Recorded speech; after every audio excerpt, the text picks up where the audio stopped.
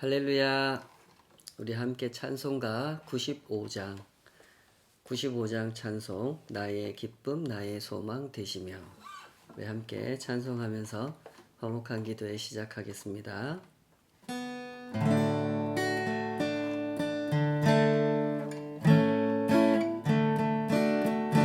나의 기쁨 나의 소망 되시며 나의 생명이 되신 주 밤낮 불러서 찬송을 드려도 늘 하신 마음 뿐일세. 나의 사모하는 선한 목자는 어느 꽃다운 동산에 양의 무리와 늘 함께 가셔서 기쁨을 함께 하실까. 길도 없이 거친 넓은 들에서 갈 길 못 찾아 애쓰며 이리저리로 헤매는 내 모양 저 원수조롱 하도다. 주의 자비롭고 완벽한 얼굴 모든 천사도 반기며 주의 놀라운 진리의 말씀에 천지가 와닿도다.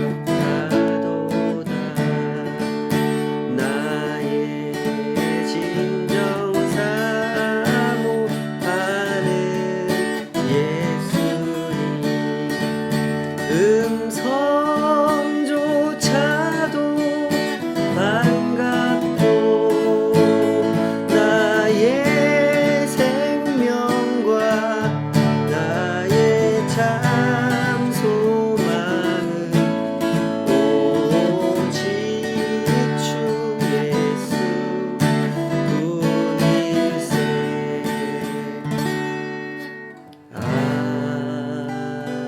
아멘. 아버지 하나님, 주님의 은혜를 구하며 이 밤에도 그 말씀 함께 붙들기를 소원합니다. 우리의 마음이 우둔하니 주의 말씀을 잘 분별하여 이해할 수 있도록 그 말씀이 가르치시는 바에 그 진실하심을, 그 영원하심을 잘 헤아리고 따를 수 있도록 주님 저희들을 친히 가르쳐 주시옵소서.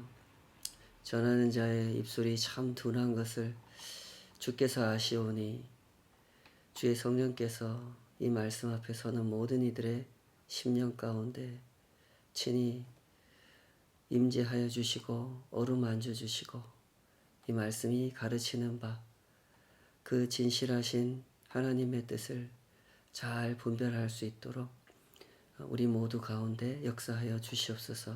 오직 주의 일하심 앞에 이 밤에도 함께 엎드리기를 사모하오며 그 말씀 듣기를 원하오니 주여 말씀하여 주시옵소서. 예수님의 이름으로 기도하옵나이다. 아멘. 오늘 주신 하나님 말씀은 누가복음 9장입니다. 누가복음 9장 1절에서 17절까지 말씀. 오늘 주신 말씀으로 너희가 먹을 것을 주라, 이런 제목으로 말씀 증거하겠습니다.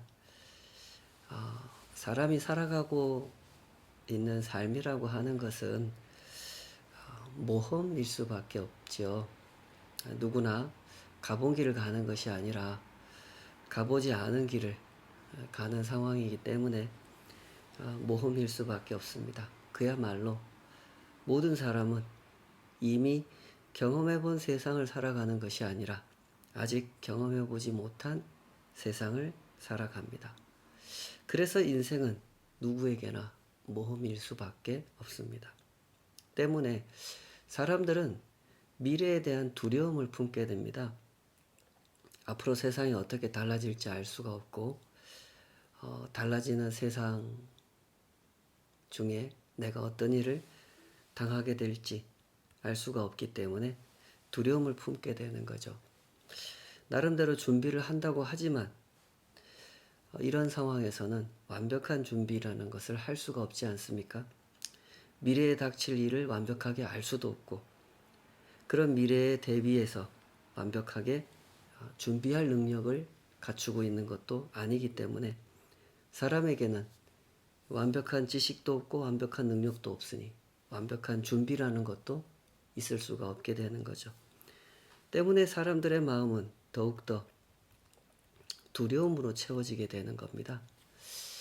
상황이 이러하다 보니 사람들의 마음은 오래전부터 돈에 집착하는 경향을 보여왔죠. 완벽한 지식을 가질 수도 없고 완벽한 능력을 가질 수도 없지만 돈을 가지고 있으면 부족한 지식도 극복할 수가 있고 부족한 능력도 극복할 수 있다고 믿었기 때문에 사람들은 돈에 그토록 집착했던 것이죠. 때문에 고대 세계나 현대 세계나 사람들은 돈에 집착합니다. 유전무죄, 무전유죄라고 하면서 이 세상이 돈 있는 사람은 대접해주고 돈 없는 사람은 무시한다고 비판을 하지만 그런 비판을 열띠게 하면서도 막상 돈을 많이 가진 사람을 보면 부러워하죠.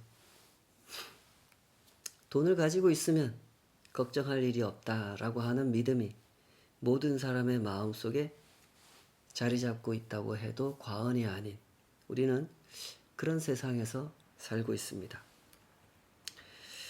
예수님께서는 우리의 이런 실정을 잘 알고 계시죠. 이 땅에 사람들이 살아가는 나라, 이 땅에 사람들이 살아가는 나라는 성경적으로 좀 이렇게 표현해 보면 하나님 없는 나라 이렇게 표현할 수 있거든요. 하나님의 존재를 부정하고 하나님의 통치를 부정하는 나라이기 때문에 하나님 없는 나라인 거죠. 사람들은 하나님 없는 나라에서 살아가기 때문에 하나님이라는 절대자, 하나님이라는 완전한 통치자 대신에 돈이라는 절대자, 돈이라는 완전한 통치자를 숭배하고 있다고 하는 사실을 예수님은 잘 알고 계시는 겁니다. 때문에 예수님께서 이 땅에 오셔서 전파하신 하나님 나라 복음에는 항상 이런 메시지가 들어가게 되는 겁니다. 돈을 믿지 말고 하나님을 믿어라. 내지는 돈을 믿고 모험하는 길을 가지 말고 하나님을 믿고 모험하는 길을 가라 하는 메시지가 담겨 있게 되는 것이죠. 오늘 본문 누가복음 9장 1절에서 6절을 보면은 예수님께서 12제자를 각 마을에 파송하시는 장면이 나오죠. 파송 갔다가 돌아오는 상황인데요. 예수님께서 친히 이 12제자한테 능력과 권위를 주셨다고 그랬습니다. 귀신을 쫓아내는 권위, 병을 고치는 능력 이런 걸 주셨죠.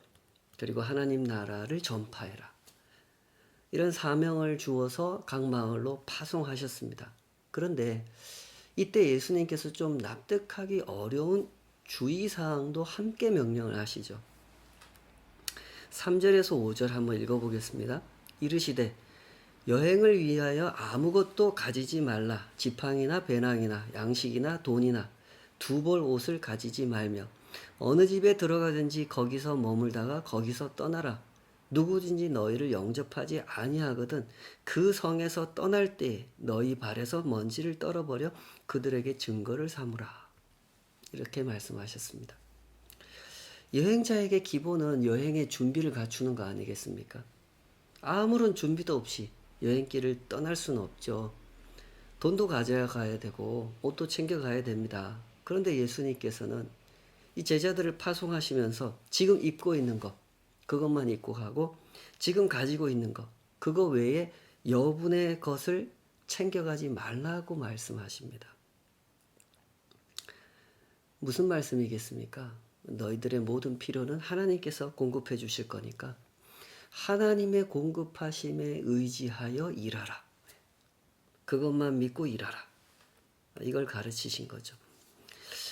제자들은 예수님의 명령대로 준비 없이 각 마을을 찾아다니면서 하나님 나라 복음을 전파했죠. 예수님 말씀 그대로 돈을 의지하지 않고 하나님을 의지하는 모험, 그것을 실행한 것입니다. 그러면서 상상하지도 못했던 놀라운 역사들을 경험하게 되죠. 9장 6절에 이렇게 돼 있죠. 제자들이 나가 각 마을에 두루 다니며 곳곳에 복음을 전하며 병을 고치더라. 예수님만 하시는 일인 줄 알았던 귀신을 쫓아내고 병을 고치고 하는 이적들, 그것을 제자들이 직접 자신들의 손으로 자신들이 선포하는 말로써 이루어지는 것을 경험하게 된 겁니다. 얼마나 놀랬겠습니까? 놀라기도 하고 감동하기도 했을 것 같습니다. 제자들은 그런 경험을 통해서 와, 정말로 하나님 살아계시는구나. 하나님은 정말 나 같은 사람도 쓰실 수 있으신 하나님은 정말 하나님이시구나. 이것을 경험해 보았을 것 같습니다. 그러나 모든 일이 그렇듯이 제 아무리 대단한 이적이라 할지라도 그것을 대하는 사람의 관심, 그것을 대하는 사람의 관점에 따라서 전혀 다르게 해석이 될 수 있는 거죠. 누가는 오늘 이 자기의 책을 누가복음을 쓰면서 제자들을 통해서 각 마을에서 나타났던 그 이적들이 어떻게 얼마나 사람들의 관점, 사람들의 관심에 따라서 다르게 해석될 수 있는지를 보여주기 위해서 그 분봉왕 헤롯의 반응과 그 당시 유대인들의 반응을 이렇게 소개를 합니다. 7절부터 9절. 분봉왕 헤롯이 이 모든 일을 듣고 심히 당황하니 이는 어떤 사람은 요한이 죽은 자 가운데서 살아났다고도 하며 어떤 사람은 엘리야가 나타났다고도 하며 어떤 사람은 옛 선지자 한 사람이 다시 살아났다고도 함이라. 헤롯이 이르되 요한은 내가 목을 베었거늘 이제 이런 일이 들리니 이 사람이 누군가 하며 그를 보고자 하더라. 정말 기가 막힌 상황이죠. 예수님께서 일관되게 하나님의 나라를 설명해 주시고 하나님의 나라가 이 세상 나라와 얼마나 다른지, 얼마나 극단적으로 다른지를 많이 설명해 주시고 많이 보여주셨죠. 하나님 나라에서 복 있다라고 하는 사람은 이 세상 나라에서는 복 없는 사람이에요. 하나님 나라를 위해서 핍박을 당하는 사람, 고난을 당하는 사람. 예전에 이스라엘의 역사 속에 활동했던 그 엘리야 같은 선지자, 이사야 같은 선지자, 예레미야 같은 선지자, 그 선지자들처럼 이 세상 나라에서는 핍박을 당하는 사람, 하나님 때문에, 하나님의 복음을 전했다는 이유 때문에 핍박을 당하는 사람이 복 있는 사람이다. 예수님이 그렇게 설명해 주셨죠. 예수님은 아주 명확한 언어로 하나님의 나라를 설명해 주셨고 예수님이 누구신지를 보여주셨습니다. 귀신을 쫓아내 주시고 병자들을 고치시면서 예수님이 가지고 계신 권위는 사람이 흉내낼 수 있는 그런 것이 아니라는 것을 명백하게 보여주셨죠. 그런데도 당시 유대인들은 예수님께서 하시는 말씀, 예수님께서 보여주시는 이적, 지금 이 제자들을 각 마을에 파송해서 경험하게 해주셨던 그 이적들을 보고도 전혀 하나님의 나라를 제대로 파악하지도 못하고 하나님의 권위라는 것도 이해하지 못했습니다. 그래서 당시 유대인들의 반응은 각종 설이 난무하는 그런 상황이었죠. 어떤 사람들은 예수님에 대해서 평하기를 죽었던 그 요한이 살아난 거다 이러고, 어떤 사람은 엘리야가 내려온 거라 그러고, 어떤 사람은 옛날에 그 활동했던 선지자 중에 한 사람이 다시 살아나서 온 것 같다. 이런 각종 설이 난무하는 그런 상황이었던 거죠. 당시 유대인들의 이 눈이라고 하는 것은 이런 상태였습니다. 지금도 크게 다를 바는 없죠. 사람이라고 하는 존재는 항상 보고 싶은 대로 보고 듣고 싶은 대로 듣기 때문에 이런 상황이 생기는 거죠. 누가가 오늘 말씀을 기록하면서 거듭거듭 보여주는 핵심이 이겁니다. 예수님께서는 분명히 하나님 나라를 설명했으나 듣는 사람들은 예수님이 설명하는 대로 듣지 않았다는 겁니다. 사람들은 모두 각자 자신이 익숙한 대로, 자신이 듣고 싶은 대로 자기의 관심사를 반영해서 듣고 있었던 거예요. 그래서 각종 설이 난무하게 된 거죠. 귀신이 쫓겨가고 병자들이 고침을 받는 특별한 권위, 하나님의 권세가 사람들의 눈앞에 펼쳐졌음에도 불구하고 그 특별한 권위를 주목하는 것이 아니라 그 현상, 이적이라고 하는 현상에만 주목했던 거죠. 그러면서 자기들 나름대로 해석을 한 거예요. 그 결과 예수님이 도대체 누구냐? 라고 하는 질문 앞에 이렇게 엉터리 여러 가지 설이 난무하는 상황이 됐던 거죠. 이 상황에서 가장 예민하게 반응한 사람은 이 헤롯이라고 하는 인물이죠. 헤롯 안티파스, 풀네임은 그렇게 되어 있습니다. 이 갈릴리 지역을 다스리고 있었던 당시의 분봉왕인데요. 역시 이 헤롯도 예수님이 전하시는 말씀, 예수님이 보여주신 이적들, 그리고 예수님에 대해서 사람들이 하는 말을 들을 때 그냥 있는 그대로 듣지를 못합니다. 9절에 분명히 이랬죠. 헤롯이 이르되 요한은 내가 목을 베었거늘 이제 이런 일이 들리니 이 사람이 누군가 하며 그를 보고자 하더라. 헤롯은 예수님에 대한 이야기를 있는 그대로 듣지 못합니다. 자신의 관심사를 반영해서 왜곡하고 편집해서 듣죠. 헤롯은 예수님을 보고 싶어 했다 그랬습니다. 그런데 순수한 관심을 가지고 예수님을 있는 그대로 보려고 한 게 아니에요. 자신의 죄를 지적하는 요한을 전에 이 헤롯이 죽이지 않았습니까?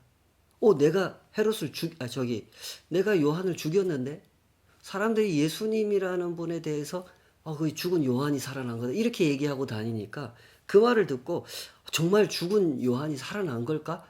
그러면 나 저 요한한테 이제 내가 벌을 받는 건가? 뭐 이런 생각을 하면서 예수님 얘기를 들은 거죠. 정말 큰 비극이 아니겠습니까? 예수님께서, 하나님의 아들께서 친히 사람의 몸을 입고 이 땅에 오셔서 하나님의 특별한 권위와 능력을 보여주시면서 하나님의 통치, 하나님의 나라에 대해서 말씀하고 계시는데 정작 그 하나님의 권위를 보고 그 말씀을 들은 사람들은 하나님 나라에 대해서 관심이 없습니다. 모든 이야기를 자신의 관심사 안으로 끌어들여서 왜곡시켜서 보고 왜곡시켜서 들었던 거죠. 언제나 복음의 현실은 이와 같습니다. 예수님께서 친히 하나님 나라를 설명해 주셨던 그때도 사람들은 듣고 싶은 대로 들었죠. 이것이 바로 듣고도 오해하는 사람들의 현주소죠. 예수님께서 친히 오셨던, 친히 오시지 않았던, 선지자들을 통해서 말씀하셨던, 어떤 목사들을 통해서 말씀하셨던, 복음이 선포되는 세상의 현실은 이렇습니다. 익숙한 지식 때문에, 자기가 고집하는 자기 소신 때문에, 자신의 죄 때문에 예수님께서 말씀하신 그대로를 듣지 않고 자신들이 듣고 싶은 대로 들었고 자신들이 내리고 싶은 나름의 결론을 스스로 내리고 있었던 거죠. 누가가 이 대목에서 분명하게 강조하려고 하는 것이 바로 이것입니다. 예수님께서 이렇게 많이 보여주시고 많이 말씀하셨음에도 불구하고 결국 사람들이 하나님 나라에 대해서 관심을 보이지 않았고 예수님을 올바로 대접해 드리지 못한 이유, 그 이유는 사람들의 눈이 왜곡되어 있었고 사람들의 귀가 비뚤어져 있었기 때문이라는 거죠. 앞에서 제가 모험에 대해서 말씀을 드렸는데요. 신앙의 길이라고 하는 것은 이런 길이죠. 하나님을 믿고 모험하는 길이죠. 말씀드렸다시피 사실상 사람들이 걸어가는 모든 길은 모험의 길입니다. 때문에 사람들은 뭔가 믿을 만한 것을 붙잡고 싶어 하죠. 믿을 만한 것이 없는 상태로 모험의 길을 떠난다는 것, 이게 얼마나 어려운 일이라는 것을 사람들은 다 알고 있습니다. 그래서 뭔가 믿을 만한 것을 붙잡고 그 모험의 길을 떠나려고 해요. 그래서 대부분의 사람들은 돈을 믿고 모험을 떠나려고 하죠. 여기 헤롯 같은 사람은 권력을 믿고 모험을 떠나려고 합니다. 보통의 백성들은 나라를 믿고 모험을 떠나려고 하죠.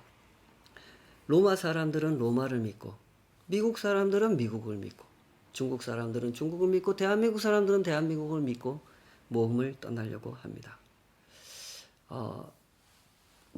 제가 더 자세히 설명 안 해도 다 동의가 되실 거라고 생각이 드는데요.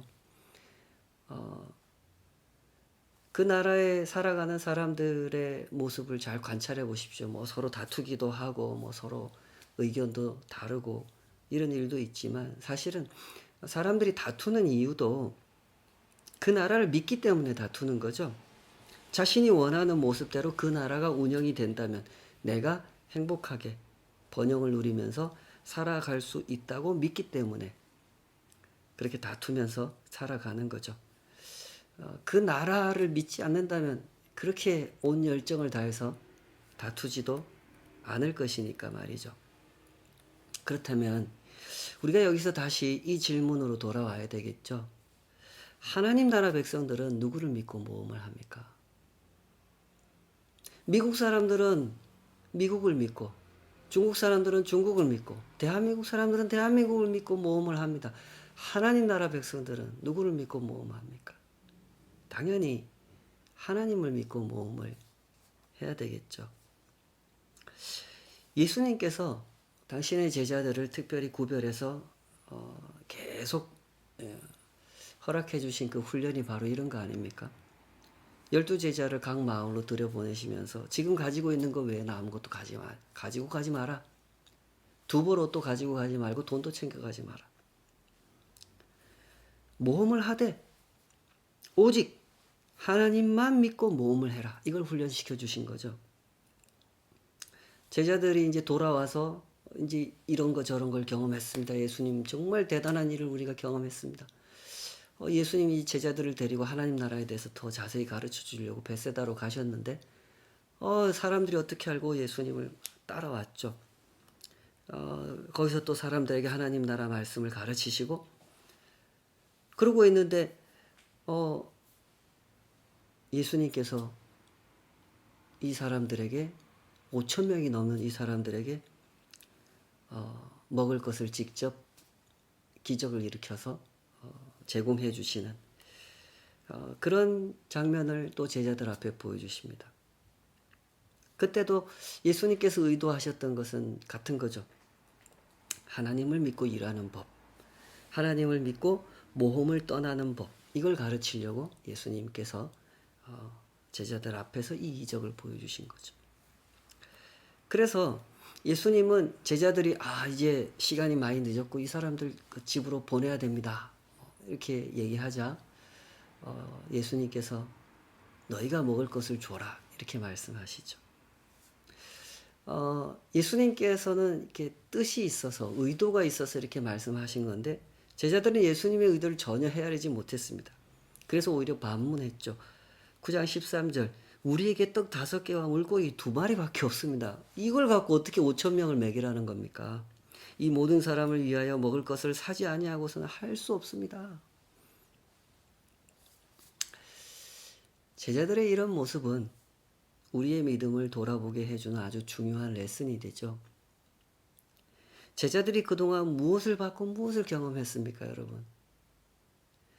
그들은 예수님의 권위가 하나님의 권위라는 것을 직접 보았고 몸소 경험했죠.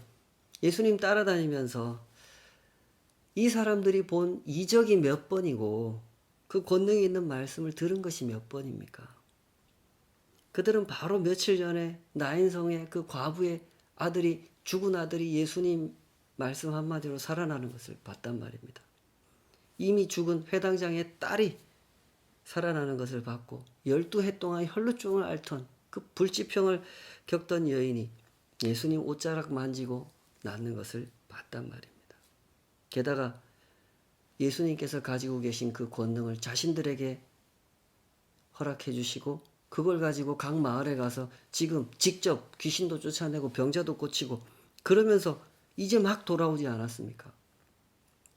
그 엄청난 일을 경험한 지 제자들이 지금 하루도 안 지난 상태입니다. 그런데 제자들은 지금 뭐 하고 있습니까? 예수님이 하나님의 권능을 가지고 계시다는 사실을 아직도 제대로 믿지 못하고 있죠. 사람이 품고 있는 믿음이라고 하는 것은 이런 것입니다. 우리는 믿음을 쉽게 생각하는 경향이 있는 것 같습니다. 특별한 체험을 하고 특별한 이적을 보면 그때 믿음이 생기고 하나님을 위해서 뭐든지 할 수 있을 것처럼 그런 생각이 들지만 믿음이란 그렇게 생기는 것도 아니고 그렇게 작동하는 것도 아니죠. 믿음이란 대단히 인격적인 경험이라는 사실을 잘 이해하시기 바랍니다. 몇 번의 체험이나 몇 번 뜨겁게 은혜를 받으면 그것으로 확고한 믿음이 생겨나는 것이 아닙니다. 믿음은 매번 시험을 마주하는 일입니다. 매번 떠나는 모험길에서 돈을 믿지 않고 힘을 믿지 않고 자기 계산을 믿지 않고 하나님을 믿고 있는지 진정 하나님을 붙들고 있는지 시험을 당하는 일이죠. 예수님께서는 그렇게 당신의 사람들을 시험하십니다. 넘어뜨리려고 시험하시는 것이 아니라 참된 믿음을 갖게 해주시려고 시험하시는 것이죠. 하나님 나라가 일하시는 방식과 이 세상 나라가 일하는 방식이 얼마나 다른지 그것을 가르쳐 주려고 시험하시는 것이죠. 사람이 품은 믿음이란 매번 시험을 필요로 하고 연단을 필요로 한다는 사실, 이 사실을 잘 이해하시기 바랍니다. 이 세상에서 살아가는 사람들은 하나님의 나라를 쉽게 이해할 수 있는 사람들이 아니고 예수님의 부르심을 따라 특별한 체험도 하고 특별한 사명도 감당한다고 해서 하나님을 향한 믿음을 쉽게 확보할 수 있는 것도 아닙니다. 예수님께서는 우리의 형편을 너무나 잘 알고 계시죠. 우리가 얼마나 하나님을 잘 못 믿는지 잘 아십니다. 때문에 종종 예수님이 이 말씀 하시는 겁니다. 너희가 먹을 것을 주어라. 너희가 하나님을 의지하고 있는지 너희의 계산을 더 의지하고 있는지 한번 보자 하고 말씀하시는 거죠. 인생은 누구에게나 모험입니다. 돈을 믿고 떠나는 모험을 하고 싶지는 않으실 겁니다. 힘을 믿고 떠나는 모험도 하고 싶지 않으실 겁니다. 하나님을 믿는 사람이라면 반드시 하나님을 믿고 떠나는 모험, 그런 길을 가고 싶으실 겁니다. 그렇다면, 정말로 그렇다면 예수님의 이 말씀을 들으셔야 됩니다. 너희가 먹을 것을 주어라. 예수님의 시험, 예수님의 연단을 피해 다니시면 안 됩니다. 자신의 믿음 없음을 확인하고 스스로 생각해도 참 창피할 때가 많고 때로는 고생도 하겠지만 예수님을 따라가면서 시험도 치르고 연단도 받다 보면은 그때 우리는 비로소 믿음이라는 것을 갖게 되죠. 그러면 그때 모험다운 모험을 할 수 있게 되는 겁니다. 돈을 믿고 떠나는 모험이 아니라 내 건강이나 내 기술이나 내 자랑이나 내 계산을 믿고 떠나는 여행이 아니라 오직 하나님만 믿고 떠나는 모험. 그리하여 하나님과 동행하는 길의 영광을 하루하루 그 일상 속에서 경험하게 되는 거룩한 순례길을 걸어갈 수 있게 될 겁니다. 그런 믿음을 함께 사모하고 그런 믿음을 실제로 경험하게 되는 그런 간증과 그런 은혜를 이 땅에 사는 동안 열심히 경험하고 나누고 증거하고 그렇게 순례길을 걸어갈 수 있는 우리가 되었으면 참 좋겠습니다. 같이 기도하겠습니다. 아버지 하나님, 저희들의 믿음 없음을 너무나 잘 아시는 하나님, 그러나 그렇기 때문에 저희들을 또 가르치시고 또 시험하시고 또 연단하심을 주님 감사합니다. 시험을 받는 자리, 연단을 받는 그 자리는 참 쉽지 않은 자리입니다.